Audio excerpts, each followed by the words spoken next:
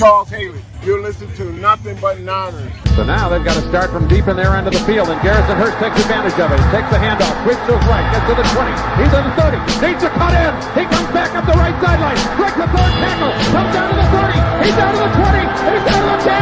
He's down to the 5. He's into the end zone. Touchdown! Touchdown! 49ers! 96-yard run from scrimmage. Garrison Hurst.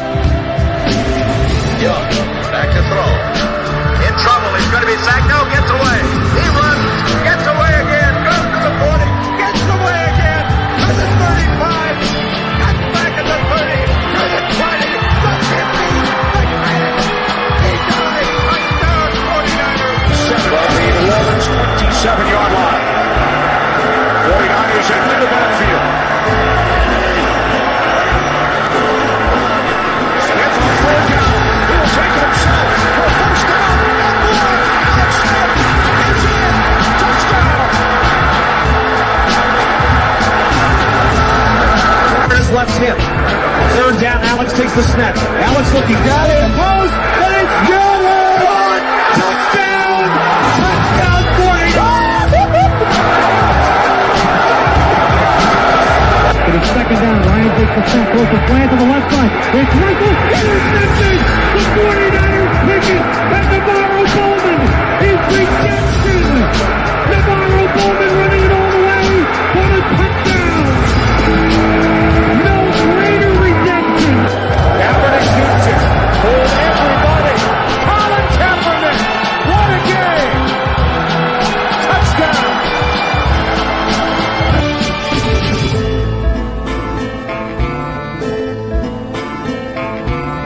Yeah. Click, click, boom. What's going on, faithfuls? The Nothing But Niners crew is back to bring you guys another fun-filled show. And is this the biggest we can make this? As you guys can see, the crew is all here. We're going to bring you guys another fun-filled show. But let me go through these. Let's go through these formalities really quick before we jump into anything, man. Guys, if it's your first time here on the YouTube page, we want to thank you all. Hit that like button. Hit that subscribe button. That way you know exactly when we are going live. Give us a follow on Snapchat and Twitter. That handle is Nothing But 9 ERS. We also have Facebook, Instagram, as well as Twitch. That is Nothing But Niners. And those things have been coming in handy because last show we did, we had some hiccups with YouTube. And so people were able to switch over to Twitch. So that is the place to be if you guys need a backup. So make sure you guys are following us there. And then go to the website, guys. It is www.nothingbutniners.com. That is it for the formalities. I got to talk to my guys, man. Let's start over here next to me. Breezy, what's going on, big yo? Good, baby. How y'all doing, man? Y'all everything good out there? Good. I heard a little bit of a delay there. I don't know if that was on my side or for everybody, but I heard a little bit of a delay. Yeah, I don't know, man. It's a lot of us up here. Yeah, we'll be all right. We'll be all right. Nick, back in the fray. What's going on, Playboy? What up? What up? What up?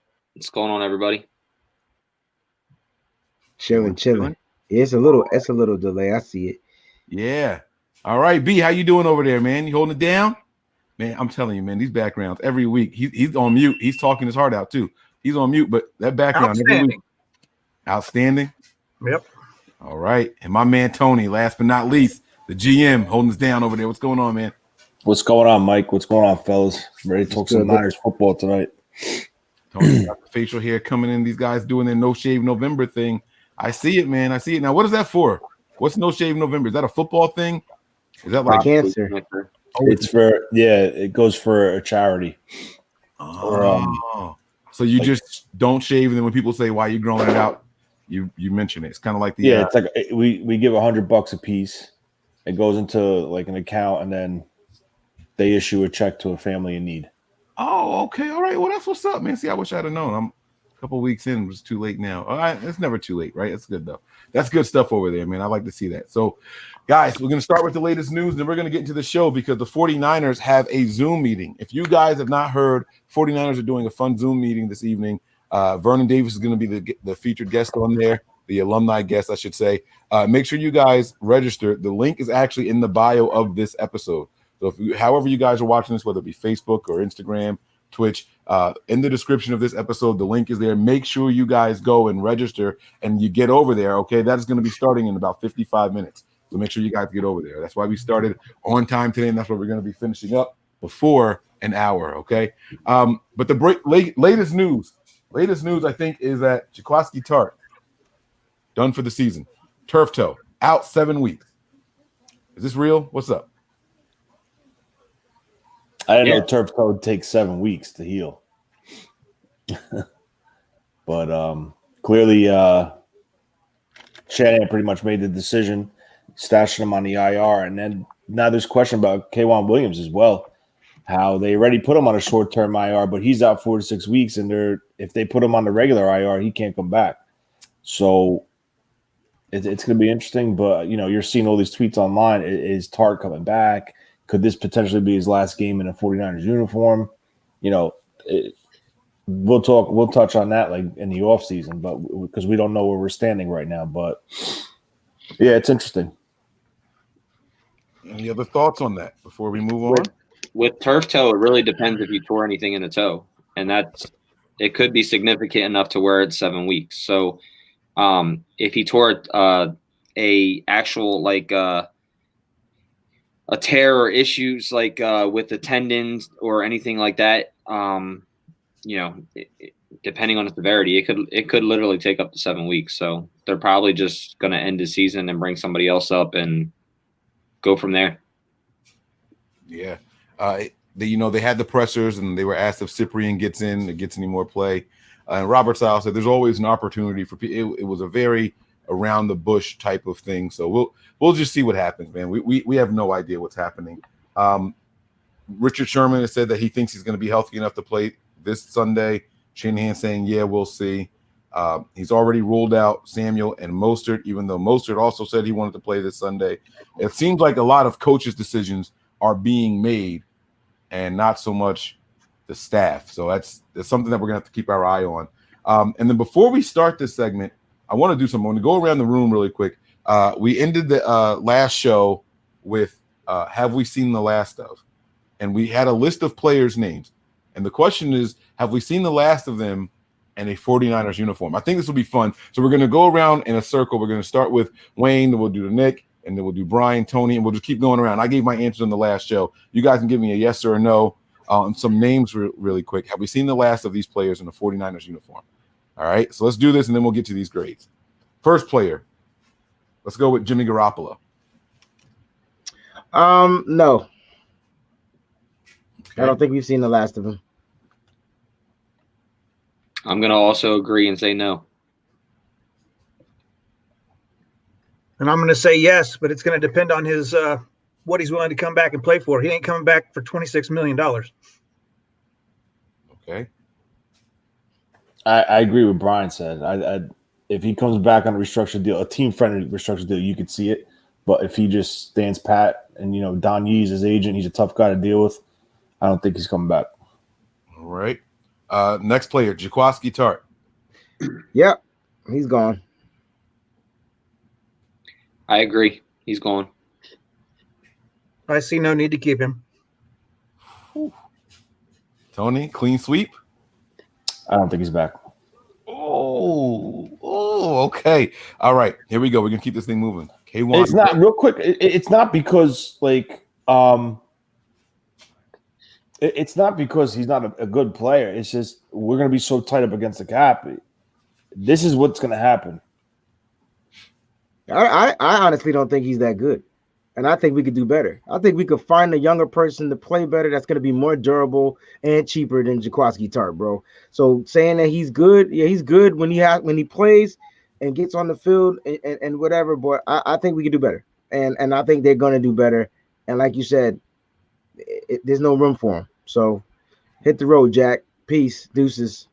Well, he's a guy who played 56% of his snaps in the last 4 years here. What if, because of that, he's a really, really cheap option?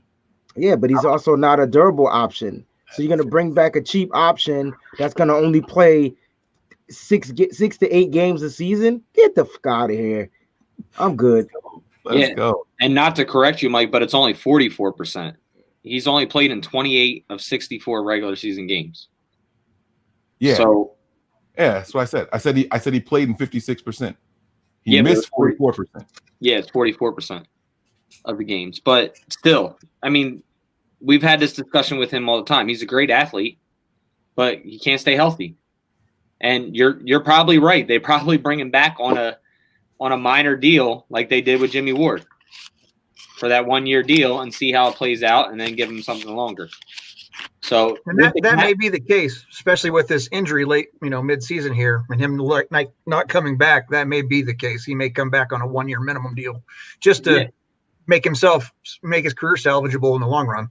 And we also got to remember the cap's going to be lower. So it's going to be taking guys who you can get on 1 year deals for the cheap and get them to come back for a 1 year deal. So there is a chance that he comes back, but we'll see.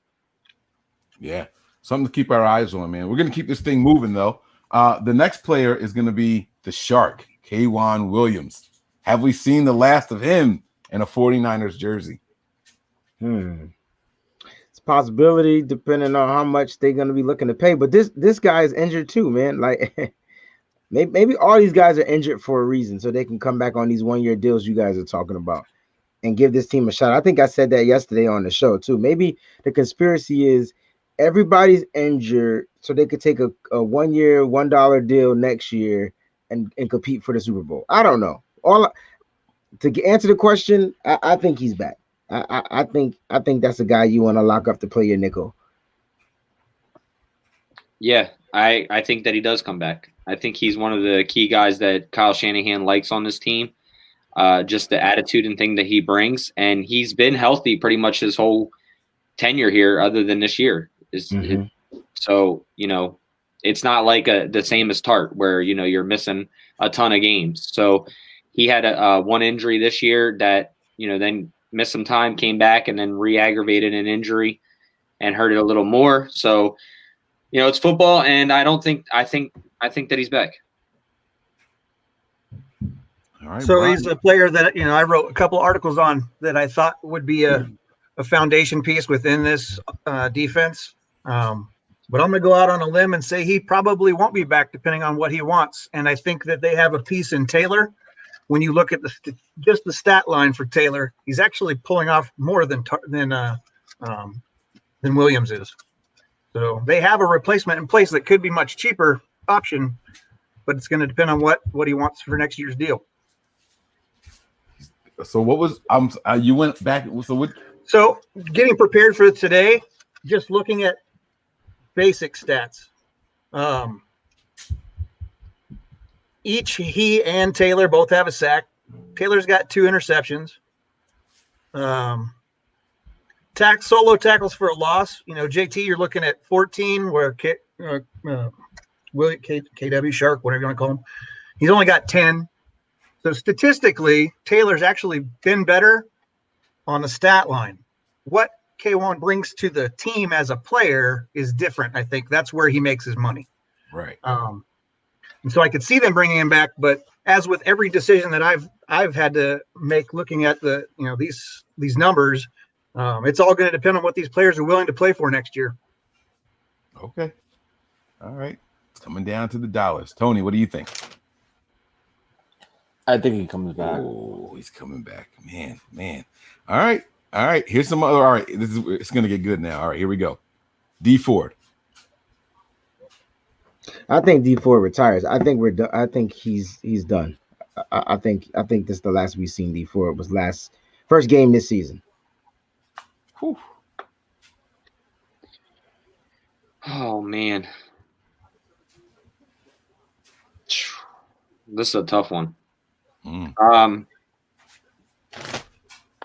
This is a tough one because when he's on the field, he wreaks havoc and helps his defensive line out. But I'm going to go with this back injury ends his career. I do agree. I think that he's not back because of injury. And I will agree with that. But if for some reason he is able to make it back, I think he's a post 6-1 cut or trade or whatever, just for more salary cap. So to be clear, you think he could return and play some this season, but next season he's done?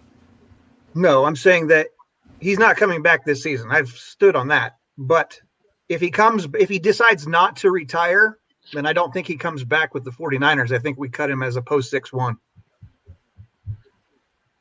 So he's done. Okay, I got you. It just opens up more cap space to sign our draftees and and have money on the books if they keep it at 175. All right, Tony, what are your thoughts, man? I don't think he's here, but the one possibility that he could be here, if this is a scenario with Jerick McKinnon, how they just ripped up his contract and brought him on a 1-year deal. That's the only way they're going to do it, because they can't afford to pay $17.5 million for a guy that plays 1 game a year. Yeah, I agree. And if I had to pick one of those guys, him or Tart, on a 1-year deal, I'm going Ford.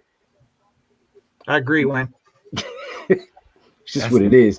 We can't get to the damn quarterback, bro. I hear you. All right, we got a contribution up here. It's from Jashawn Page. Thank you. It says, "What's up, Niner Empire? Jaquiski Tartt is a Niner for life. He will be missed. He worked hard." That sounds like Mr. Page is saying he's out. We've seen the last of Tartt. So, it is what it is. It is what it is. All right, we're going to wrap this thing up here. I only got a few more names for you guys. Let's do Weston Richburg next. Done. All these guys are done, bro. I think Weston Richburg's back, to be honest with you. I don't. I think his contract gets restructured and he's back. Okay. I just feel like we could do better, but okay. I feel like he's one of Kyle's guys. He's coming back, and they're going to have to restructure his deal or whatever they're going to do, and maybe get him same as K1. They may find a trade partner midseason next year to dump his salary. Same sort of thing. If Richburg back, Garoppolo's back. Mark that shit. If Richburg is back, Garoppolo will be back. I don't care what the money. Come back for like $2 million because that's what he's worth. I doubt it. He played better when Richburg was back there. So if you're gonna bring this center back, then the quarterback will be back, and then you will be back to Kyle Shanahan's offense. I'm just saying. Okay. All right. I like that. Give him a quarterback to call out the defenses, makes his thinking easier, allows him to play the game a little bit faster. Okay, Breezy, I see what you're saying. Sure, that might help Jimmy G, but the financial side of it is, unless the owners find some more money, it's just not feasible. Right. I got you. Tony, what are your thoughts, man? Weston Richburg. I think he comes back.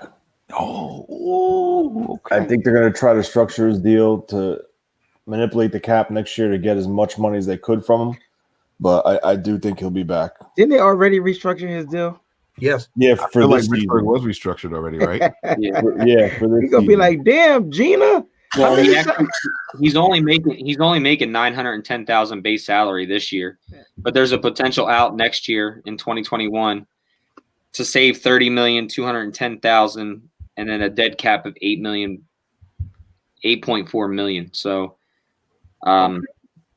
there's definitely an out there. So there's another chance to restructure his contract for the next, because I think he's under contract up until 2023. So, you got those opportunities, and I think he has a club option in 2024.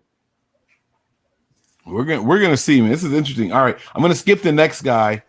I won't say his name, but I got two more. Is McKinnon back next year? Huh? Is Coleman back next year? Tevin Cole. Oh, I didn't have him on the list. So my list wasn't about who was coming back next year. It was more about who are we going to see this year for the rest of it. Like, are we going to see them anymore? Period. Not just next year. Coleman not playing. But Coleman's supposed to be back against after the bye week, they said. And that's why I didn't say the next one. I was going to say Richard Sherman also, but Shanahan's already said that they're aiming for after the bye week for him and for Coleman. So that's why I didn't put them on this one. Now, if you're asking me, is he coming back next year? I don't know. I think it depends on how some of these other guys look carrying the load. So, but I got two more for you guys. Ronald Blair. Have we seen the last of him in the 49ers uniform? Is he coming back this year? Beats me. That's why I got him on here. I don't know, man. Then between weeks 10 and 12, but he also had to have another scope done. So who knows if he's going to be coming back this year. Every time I get excited about him, I find out that there's another setback of some sort. You know, they said he had surgery. Is he the one that they blamed the outside surgery people? Or the away from he went somewhere else and got it? Yeah. Yeah, that's what I'm saying. So I never know with these guys. That's why he's on this list. I don't know if we see Blair, yeah. Do we need to? Yeah. This year we need him back. Oh well, I just think going forward we need him. Not this year's over in my opinion. That's all. I mean, that's my point. Like, that's my point. Like, he might as well ride the season out, make about $10, and then try to come back next year or something like that, yo. Because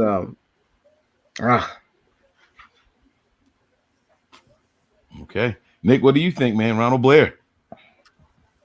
I think this is a guy that you can get on the cheap, coming off an injury. I'm not sure if he'll play this year, but I do think that he's detrimental to the depth of this team, especially with, if you get rid of D Ford. Yeah. Ronald Blair is going to need to step in because Eric Armstead obviously cannot play the outside, and you get Armstead back into the inside. So I would say yes, because when he's healthy, other than this year, I mean, he's been a good depth piece for his team. So if you can get him on a 1-year cheap deal again, like we did this year, go for it. dang, yo. So I like it. All right, Brian, what are your thoughts, man?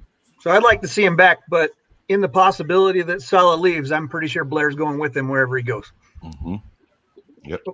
Or at least it'll be a. That's probably why they're not letting him play, Brian. That might be. He ain't hurt. But I think it'll be a small bidding war for wherever Salah goes, if he leaves, wherever Salah goes in the 49ers to keep him as a depth piece. So. All right. Yeah, we've heard them refer to him as Salah's man crush. So it wouldn't surprise me at all. All right, Tony, what do you think, man? I think he's gone, but if they get rid of D Ford, he's coming back.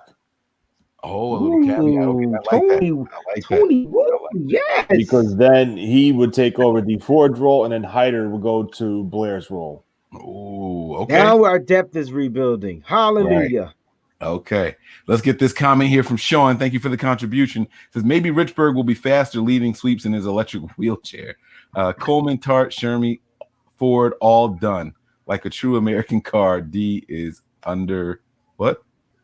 Undepth 3. I don't know what he meant at the end. No clue. I thought he was going with the D Ford, like a true American car. Ford is, but I don't know where he was ending it. Dang it, man. Thank you for the contribution, though. We appreciate it. And my last name for you guys. Here we go. Quick round robin. We're going to these grades. Trent Taylor. Done. Richie James has his biggest career game, and now all of a sudden he goes to the podium tonight and says, yeah, I'm actually more comfortable in the slot, but I'll play wherever they put me. Fans are going to hear that. Fans are going to say, what are we running him back out there for? So Trent Taylor. Breezy says he's done. We've seen the last of him. I think he's done, but I don't think it's because of Richie James Jr. I think Kyle Shanahan really likes River Craycraft. Another guy that's hurt.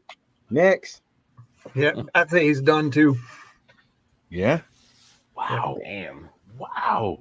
Tony? Well, I mean, I think you just got too many other pieces that are so similar on this roster come next season. Ooh, Tennessee. I thought Kyle Shanahan liked Trent Taylor. That's why he drafted him. But done. Tony. Yeah, I don't think he's. All right. Okay. All right, guys. Let's get into the show. I need some energy, man. Y'all are killing me right now. Y'all are like sucking the life out of me over here. So this is my board. I'm gonna keep everyone. Y'all can't see it. We ordered takeout tonight, so this is the bag that it came in. I'm gonna put use to this paper bag. It smells like onions from my salad. But I got all the names up here. You and just then got my letter. That's fucked up. Well, because I ran out of space, bro. I'm sorry, man. Why am I last? Well, no, you were actually first. You see, I had to scribble it out. Can you see that? Yeah. I had to scribble it out because I realized I had to leave the room for the positions on the side. So you were actually first. Now, I'm sorry, Mike. It's cool. Don't worry about it, bro. I got you. All right. Sorry, Mike. It's cool. Don't worry about it, bro. Cool, bro. Don't worry. I got you. See, I got you. All right. So I got this whole sheet. We're going to go ahead and do this thing. I'm writing down everybody's grades. I'm going to try to remember this. And let's start backwards from the quarterback position. So we're going to grade these guys like we're in school. All right. A+ is the best grade you can get. F is the worst grade you can get. And let's see if anybody comes up with anything interesting. Okay. I gotten some weird grades before, some that weren't F or A's and anything in between. So, but I won't tell you what I did to earn those grades. So let's see where your guys' heads are. Let's start with the quarterback position and go with Tony first. Give me a grade on the QB. Incomplete because they're injured and they keep rotating. God dang it. Tony coming out the gate with the creative grade. It's really hard to grade because of the inconsistency. It's Nick, it's Jimmy, it's CJ, it's Nick, Jimmy, CJ. Who's hurt, who's active, who's not, who gets hurt in the game. I put the incomplete. You didn't mean that? You were joking? Yeah, I'll go with the incomplete. Screw it. Okay. All right. I hear you, man. I can be honest with you. All these questions the answer should be incomplete because everyone's so fucking hurt. Everyone's injured. Yeah. So I mean, all right. So what do you guys think? Should we hold his feet to the fire, make him give us a grade, or stick with the incomplete? That's part of teaching, bro. Just go with it. He's going with incomplete because he wants the students to turn in their damn work. All right. So what he's saying is, if you don't show up, you're gonna fail. Now it's about attendance. You got to get in there so you don't fail. Mm-hmm. All right. Okay. Is that Corey Davis? He's playing. Okay. All right, Brian. What you got on my quarterbacks, man? I'm giving him a big old D. Ooh, giving him the big D. Okay. Pause. No. I understand where Tony's coming from, but the way I look at it is regardless of whether you have Jimmy G or Nick Mullins in there, they're playing right about the same level. They're ranked 29 and 31. I mean, that puts them on the back end of the starters, right? Mm-hmm. So to me, I mean, 300 plus yard games. Nick's had 1. Jimmy's got 0. You know, the only reason I didn't give them an F is because they've won some games. But yeah, they're a D. Got you. And probably none of them are coming back next year. So, that's something we didn't talk. I didn't put them on the list because, well, I put Jimmy on there. But I like where you're going, man. It's teasing for another show. I like that. Maybe Nick comes back just to have some familiarity in the position room. But other than that. You guys think Nick has the biggest chance of coming back of all 3 at quarterback? No. Nick can't put a slew of games wins together. At least Jimmy got a bunch of wins. So at the end of the day, look, only way Jimmy don't come back is if what Brian said earlier in the show. If you telling me Jimmy got to restructure, he says no, then they could part ways. I get it. It's business. Not personal. Gotcha. But I think Jimmy still gives us the best chance to be a Super Bowl team. All right. Now we could do better, but I think he gives us the best chance with what we got. All right. Now listen, guys, we got to get to these grades. We got a lot of positions to go over, and we're halfway through the show here. So, Nick, I need you to give me your grade for these quarterbacks, man. They're not looking good. I'm going to give him a C-, and the reason I'm going to give him a C- is because of the fact that not all of it is their fault. The offensive line has been piss poor as well. So most of these games, these guys can't get consistent throws going or get consistency going because the offensive line can't hold up. So I'm kind of on the verge of like an incomplete because you haven't seen enough, because you don't really see them because of the offensive line. But I'm going to give them when they do have the time. There are times where Nick has shined. There are times where Jimmy has shined in games. And, I'm just going to go with – I'm not going to grade amongst other quarterbacks because that's not what I'm going to do. I'm going to grade from what I see. I'm going to go with a C- because of the lack of offensive line play as well, not just because of quarterback play. All right. Well, hell no. They get a D, man. I know a quarterback that play in the NFC West ain't got no goddamn offensive line, and he's just great and magnificent. So these quarterbacks suck. That's what they do. They're struggling right now. I got Jimmy at a 68. I got Nick edging Jimmy at a 70 and Beathard at like a 63. That averages out to a 67. That's the big D for you. I'm not going to sit there and blame it on the offensive line because the offensive line does play well in the run game or whatnot. They might struggle in the passing game, struggle in communication, but we'll grade the offensive line. But these quarterbacks got to come out here and do better, and they're not. You can blame it on injury. You can blame it on a lack of consistency. Whatever it is you want to blame it on, they still not performing well. So I'm going with a D. I'm not holding. They get a D. All right. That's like a student just coming to school, no one turning into work, being lazy. Okay. I agree with a lot of what you said, but I don't agree with putting him.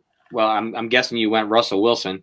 There's no way it's not about a comparison, but when we say, well, you said I know a quarterback who's played with because I do, Nick. There's quarterbacks that play with no offensive lines that are doing well. Joe Burrow, offensive line sucks, and he's doing better than Jimmy G.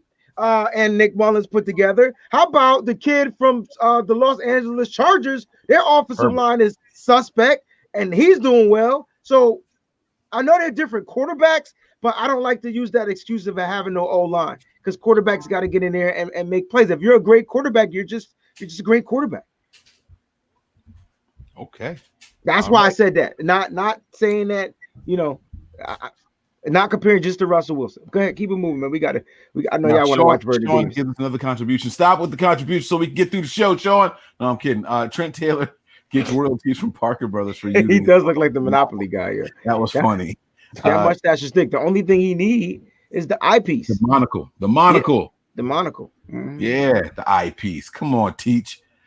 He says D Ford is undependable like American. Okay, I get it. Oh, he put the UD3. I got you. All right. So that's that. Thank you for the contribution. I'm going to give the quarterbacks an F. And I'll be honest with you guys. It was a D originally, and then I saw Nick Foles play, and I looked at how bad Nick Foles is, and I was like, damn, that would help our team. I take Carson Wentz at this point. I got to be real with you guys. I saw really, really bad quarterback play and thought, damn, that would improve what we've been getting, because we're going to get to another group later on. But I feel like another group has been, much like how Nick said, the quarterbacks have been affected by the offensive line. I feel like another group has been affected by the quarterbacks. We're going to get to them soon. But the next group on here is the running backs. Let's go backwards. Let's go to Wayne, Nick, Brian, and then Tony on this one. I gave the running backs a B-, an 80 to be exact. I mean, Mostert is leading the running backs with a 90. I got Coleman 78, McKinnon 78, Wilson 79, and Hasty is 73. Averages out to an 80. It probably would be much higher if Mostert was just healthy, but apparently he can't be for some reason. And Tevin Coleman only played one game this season. And then McKinnon has tired legs, and Wilson started one game and he's been done. And Hasty just not it yet. Yeah. And it sounds like your B- is actually pretty gracious, but based off everything how you broke it down afterwards. But we'll see how you about it. I mean, Mostert kind of really boosted up that B- because he had a 90. Yeah. Okay. All right. So I like it. See, I like what you did. You graded all of them individually and then took the average of all of them. See, I like how you did that. I like that. All right, Nick. What are your thoughts on the guys here? I'm gonna go with a D. Whew. Y'all love giving out the D tonight, man. All right, let's go, baby. Let's go, baby.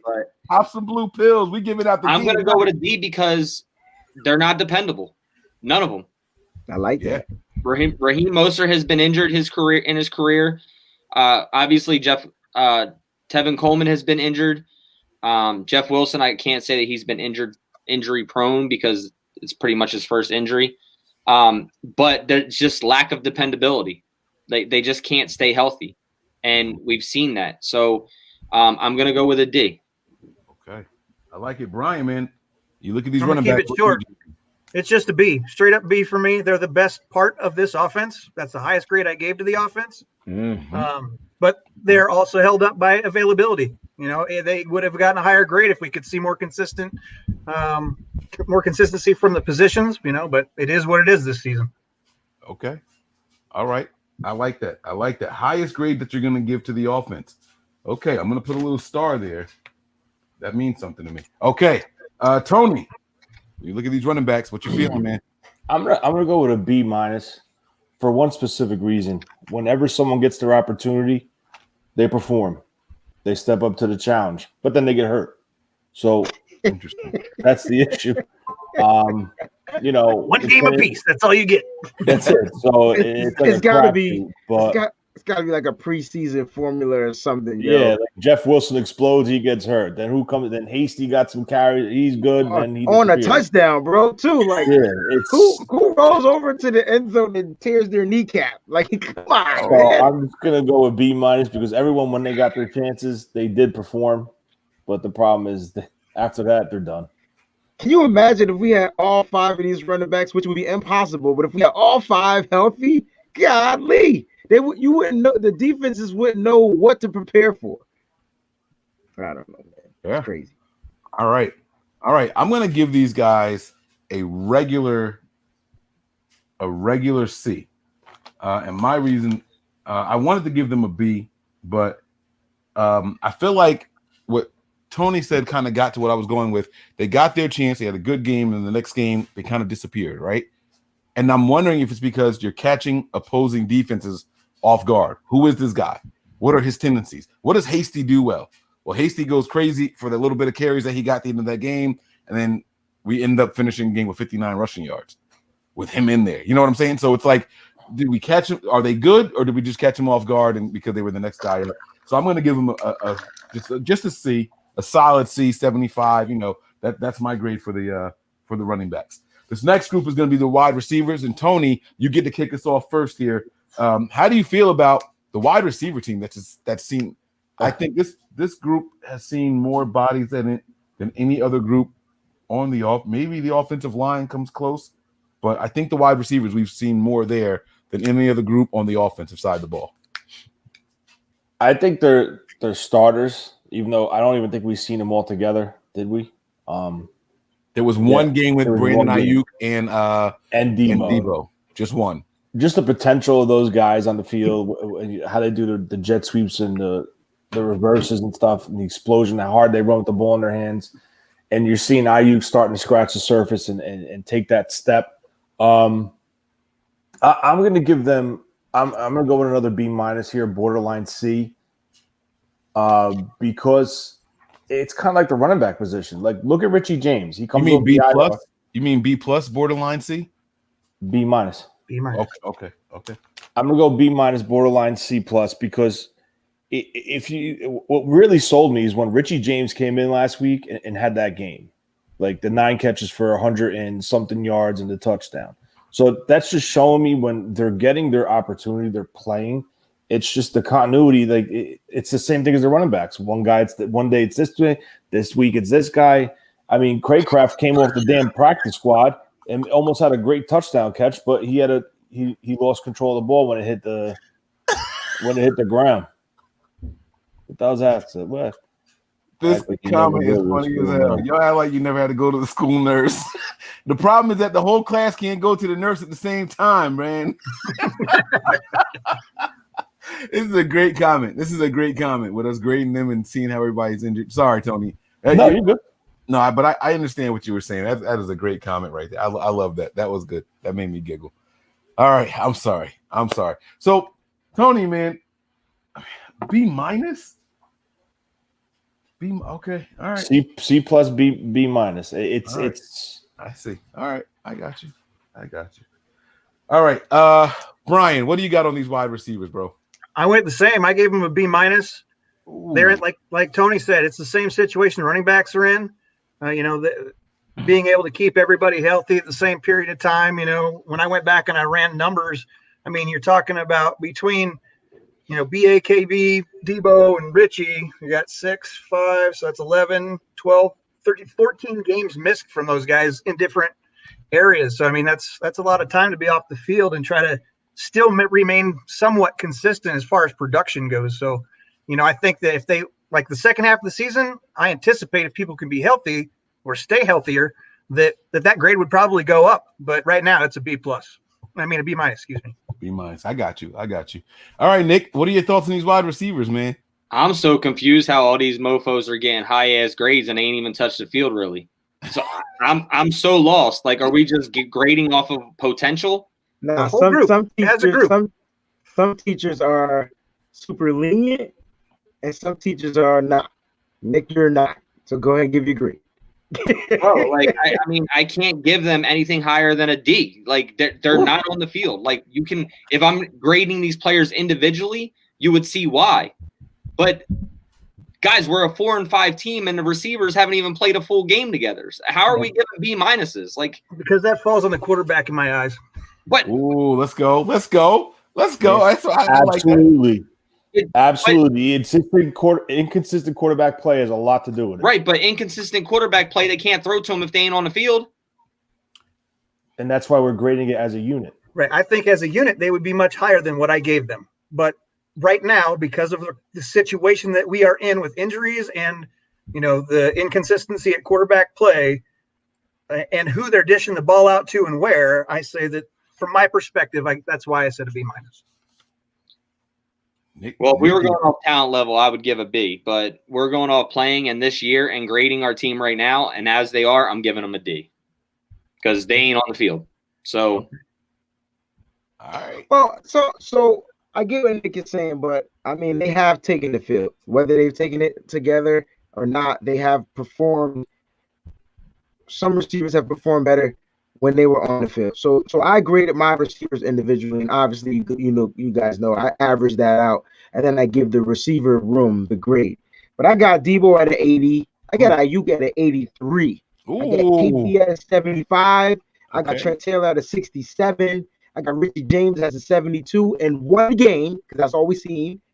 And I got Craycraft at a 68, which is higher than Trent Taylor. And this is why Trent Taylor's out of there. Just like you said, Nick. Craycraft is his guy. I'm sorry.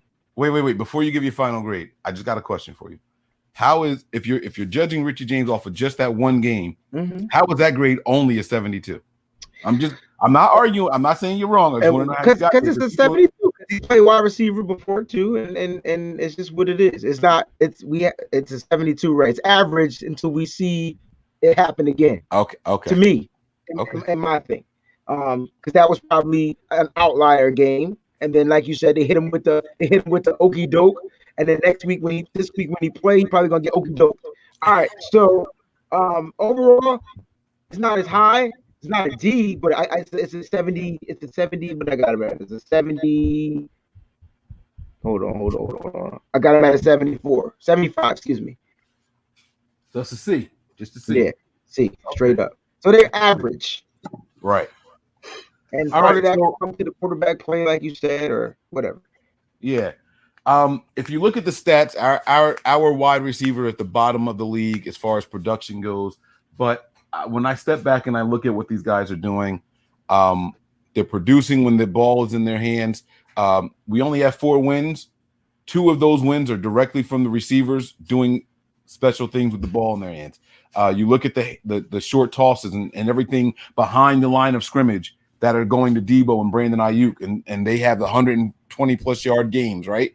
It's all because of the wide receivers. The wide receivers picked up where the running back should have. And so I give them – this is my highest grade on the offense, and I'm going to give them a B+, believe it or not. This is my highest grade on the offense here. I think that the wide receivers are the best spot on the entire offense this season. When guys are coming up from the bottom and their number is called, they don't fold. Richie James hasn't had a serious game since Washington last year. I think that was his last serious game with any kind of playing time. And then he's been on the bench just chilling, and then boom, he comes in and goes for almost 200. He goes for almost 200, right? I don't think that you can fault these wide receivers for the inefficiencies of the offensive line and the quarterbacks. And then we see plenty of times where, we've talked about it on these shows and overreaction shows and when we break down film, where there are plays to be made to these wide receivers. Quarterbacks just aren't looking their way. I can't hold that against the wide receivers. You can't hold them dropping the damn ball. Yeah, you can count that. And a lot of them drop the ball, like when it's thrown to them. A lot of them had them and tight ends. They can't catch all of a sudden. So,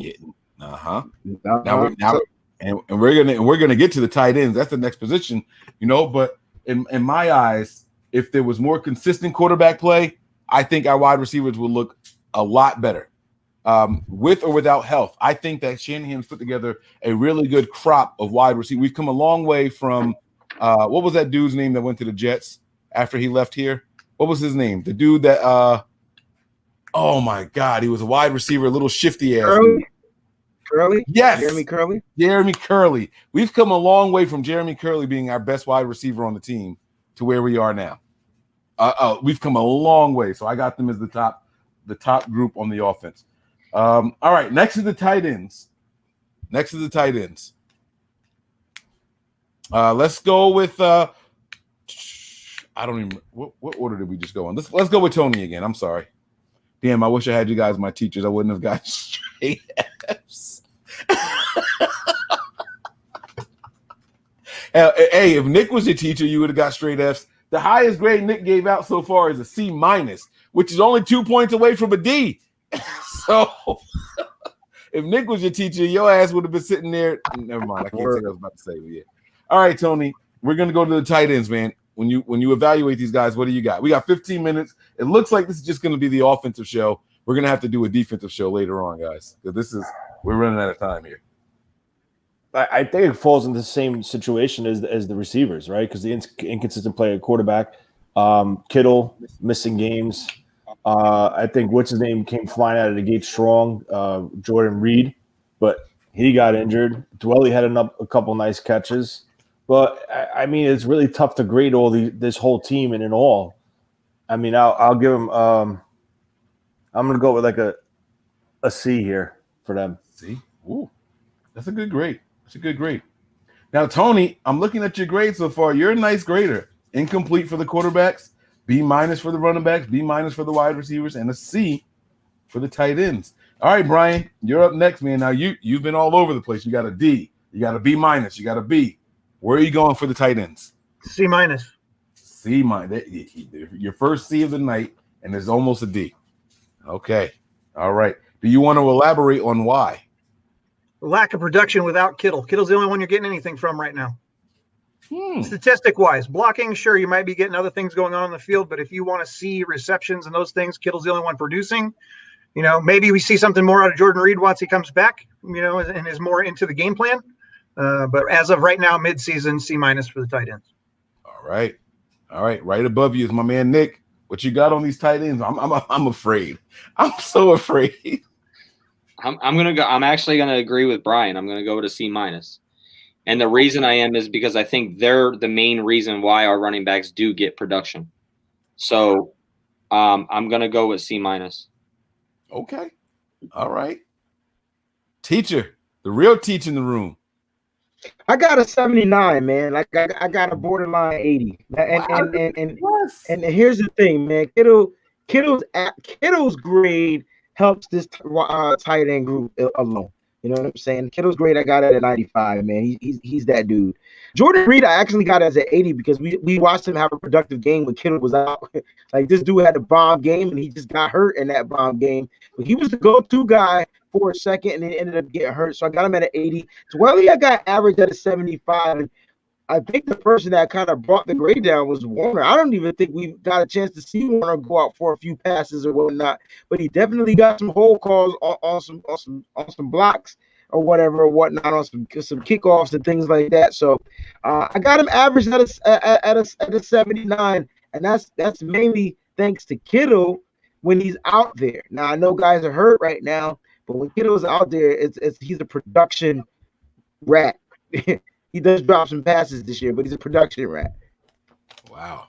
Okay. All right. So we got C's across the board here, whether it's minus, plus, or just a regular C. We got C's across the board. I'm going to give these guys a D+. I am very disappointed with the drops from this season, including Kittle.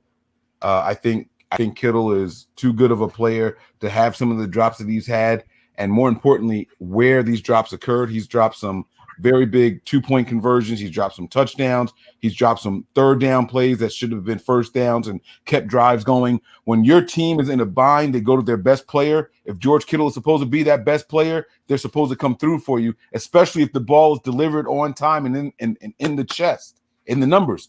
George Kittle has let the team down too many times this year. And I know Nick said it was a strength of the run game, and I do agree, but I've also seen some mistakes in the blocking, not necessarily just in the run game, but in the pass pro. These tight ends have been non-existent, even when they go in to help on the weak side of the offensive line. Well, technically it's the strong side, but where they're going to help strengthen the weaker side of the offensive line, they're not really helping out a whole lot. You know, they're not picking up the second guy. There's a free guy coming in a lot of the time, and it's the side the tight ends are on. And it's like, how is that happening? There's two of you over there to pick this guy up. So I'm down on the pass blocking this year. I'm down on the drop passes. And I know that you guys talked about George Kittle's production, but I'll be honest with you. You throw the ball to one player 17 times on this team, they're going to have good numbers.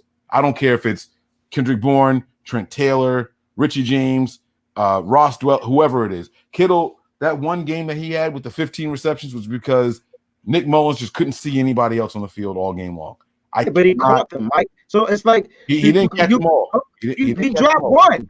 Matter of fact, and he dropped the 2-point conversion. So he missed 2 passes in that game and finished and broke a record in that game. So you sit here complaining about wide receiver. You don't talk about your wide receivers dropping balls. You give them a high grade. But then when you talk about your tight end, when you talk about your tight end dropping passes, it's not a high grade. You're contradicting yourself. No, I'm not contradicting myself because I said that the receivers would have been a higher grade. I count all the drops and stuff in there. The receivers would have higher grades if it weren't for all of that. But these tight ends this year, the tight end is supposed to be listen, George Kittle's supposed to be the best offensive weapon that we have, right or wrong. Right. He hasn't been that this year. Okay. He hasn't. So at the end of the day, whoever goes out there to catch a pass should catch the pass. Like that's the standard. Doesn't matter what position you play. Doesn't matter how much money you make. If you're supposed to go out and catch a pass, then you catch the pass. Like we need to hold that standard accountable for each and every pass catcher on the team. Running backs, tight ends, eligible linemen, you name it. Quarterback. I disagree with your statement though. Okay, I do think, but I think if you're paid to catch the ball, you catch the ball. Right, and I think that the more you're paid makes a difference in what the team expects of you. They wouldn't give George Kittle the contract that he has. George Kittle's expectations are beyond. Hear me out. You gotta let me finish my thought. They wouldn't pay George Kittle the contract that he has if they didn't expect him to be a major receiving piece on this team. Mm-hmm. We agree. They wouldn't. If he was just in here to have 3 or 4 catches a game and be a blocking guy, he's not making the most money a tight end has ever made in the NFL. That's just they're not going to do that. So then we can't get mad. Then we shouldn't get upset if they go to George Kittle every game, 15 to 17 passes, so that he could do exactly what you want him to do. Right, but that's not the part I didn't hold the 15 receptions a game against him. What I'm saying is he doesn't get that production without those 15 targets. That's not what I held against him. I'm holding against him the drops in the big moments, the drive sustaining drops where nobody was on him. He just flat out dropped the ball. That's what I'm holding against him. I'm holding against him the pass blocking. Mm-hmm. There's a standard for George Kittle now, and that's reflected in the contract. This isn't Mike's standard. This is the team standard based off of what they paid him. And this is the tight ends. I just don't know if they're living up to it. We have one more group on the offensive side of the ball, and then we'll give an overall offensive grade if you guys want to. And that's the offensive line. So let's go back to Breezy. Let's start with Breezy here for the offensive line. And you give me a breakdown here. This is going to be a tough one to grade, Joe. I ain't going to lie to you, man. I got left tackle 88, left guard 78, center 63. I took the average out of all the centers, though. So Garland, Grasu, and Brunskill. And I got 63. Brunskill, I guess, and then Brunskill as a guard, I got him at like a 71. And I got McGlinchey at a 69. So overall, that's like a 74. 74? That's not a bad grade, man. That's not a bad grade. So that's a C. Minus. Oh, 74 is barely. 70 to 74 is a C minus. 75 to 77 is a C. And 78 to 79 is a C plus.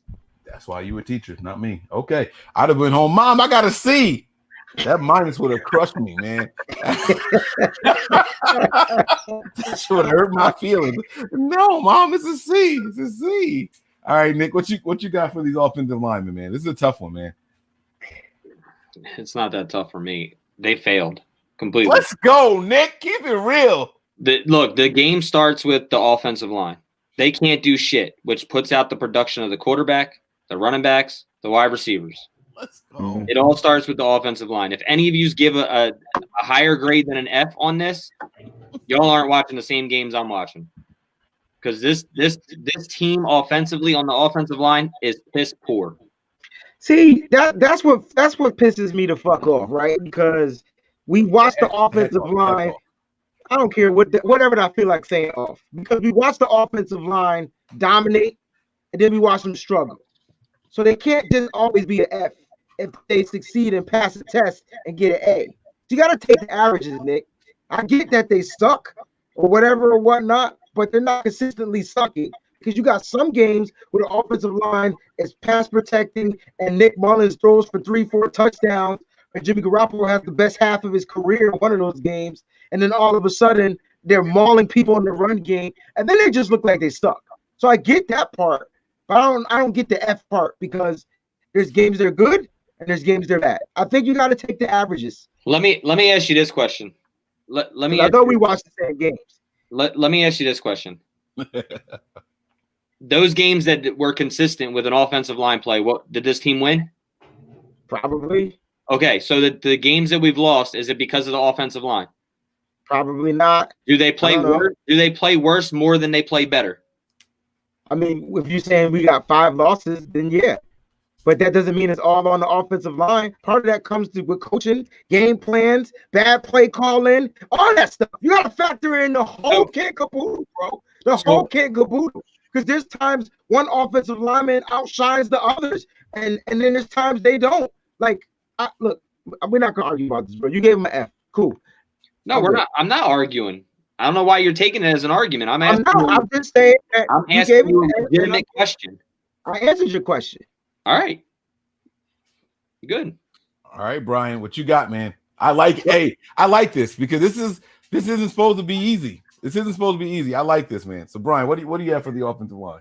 So instead of doing it by individual player, I started off by looking at where we run plays percentage-wise. And so the majority of our plays go between the guard and center at 47%.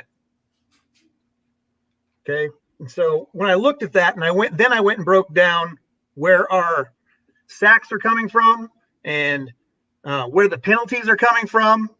I gave us a solid C, and left tackle is our biggest chink in our armor. Let's go. Finally, call them out. Somebody's going to do it other than me. Let's go. Oh, it feels so good to know I'm not on the island tonight. Okay. Damn, we got 3 minutes. Go ahead. So what was your grade? I'm sorry. Solid C. Oh, okay. He still gave him a C. Okay. But he said the biggest chink in our armor, which is a negative. Yes. Is the left tackle. Trent Taylor. He has given up. He is ranked 4th for penalties given up on that side. For left tackles, he has the 4th most penalties as a left tackle. Talking that talk. Somebody's watching. Somebody's not just. I know that we bag on McGlinchey all the time, but I went and looked at the statistics, and maybe the eye test sucks, and where the cameras are positioned and all those things like we talked about before. But he actually only has 3 penalties on the season, which actually puts him at 24th out of all the right tackles. But those 3 penalties were touchdowns. Those 3, yeah. 2 of them were touchdowns, and one of them was like a 4th down or something crazy like that. So they were all game-changing penalties, which sticks that in the minds of people more. Sure. And that's what I've been arguing. You guys have been here. That's what I've been arguing for him. People are going to remember McGlinchey's penalties more because they affected the end of the games, but he hasn't been the worst. Okay, I'm gonna shut Tony. What's your grades, man? I'm gonna go.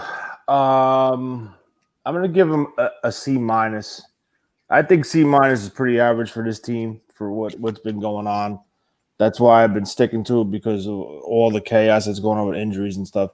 And Brian, the majority of those penalties, if I'm correct, were in the beginning of the season. You're absolutely right. He was having more penalties in the beginning as he's getting used to the system. Yeah, so I mean, I kind of think that leans to him getting used to playing next to Lake and Tomlinson, and I think that's where the real struggle was between the two of them.